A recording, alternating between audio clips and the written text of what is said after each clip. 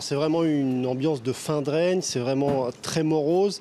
Jean-Christophe Cambadélis s'est exprimé assez rapidement en évoquant évidemment un score sans précédent, mais ça faisait déjà un moment qu'on le sentait venir, nous expliquait David Assouline il y a encore quelques instants. Alors pour lui, c'est la fin d'un cycle et pas forcément la fin d'une offre politique. C'est aussi l'idée qu'avait évoquée Bernard Cazeneuve il y a quelques jours en expliquant que la politique était faite de cycles, mais aujourd'hui on a bien du mal à imaginer que le Parti socialiste puisse rebondir rapidement et de façon efficace. Alors dans tous les esprits, ces fameux résultats de 1993, mais qui avaient tout de même vu le Parti socialiste avoir 57 députés. Cette fois-ci, si le Parti socialiste a une trentaine de députés, il pourra s'estimer heureux. Et d'ailleurs, depuis la défaite de Benoît Hamon, eh bien, on a cessé de revoir à la baisse les ambitions du parti.